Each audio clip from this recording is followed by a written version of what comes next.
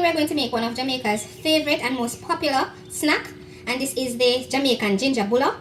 However, we're going to do it with a keto flair, and so instead of using our traditional counter flour, we're going to be using almond flour and coconut flour, and instead of using sugar, we're going to use sweetener.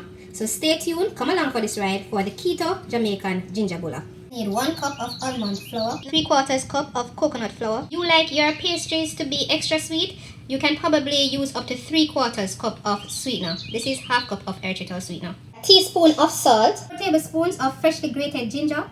However, if you cannot find fresh ginger, go ahead and use whatever ground ginger powder you have. Noting of course that if you use the fresh ginger, you're going to have a bolder ginger taste to your bullas. 2 tablespoons of vanilla extract, tablespoon of baking powder, 1 tablespoon of freshly grated nutmeg. Now if you do not have nutmeg at home, it is perfectly fine to use 1 tablespoon of ground nutmeg, or what some people call nutmeg powder. Teaspoon of browning to get that brown color, 4 tablespoons of vegetable shortening, 2 large eggs. All your dry ingredients in a bowl, so your 1 cup of almond flour, your 3/4 cup of coconut flour, 1 teaspoon of cinnamon, of baking powder, 1 of nutmeg, 1 teaspoon of salt, and 1/2 cup of erythritol sweetener. Combine all of these, then add your vegetable shortening. Use your fingers to knead this together.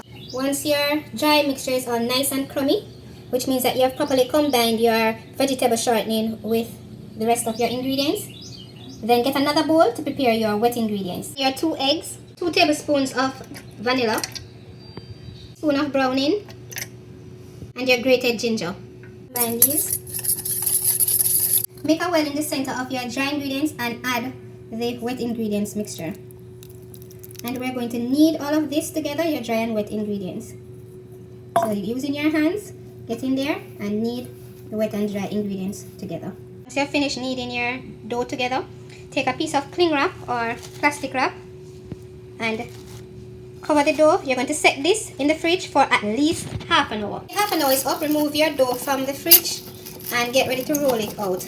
So to roll it out, you're going to need some extra flour. I'm going to be using unblanched almond flour to help me in terms of rolling it out so it doesn't get sticky. Of course your rolling pin, and I'm going to use some cookie cutters to cut the shape of the bullas.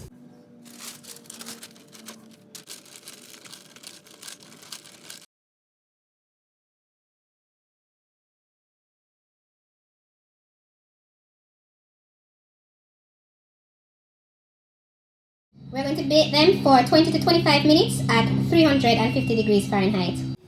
Fresh out of the oven.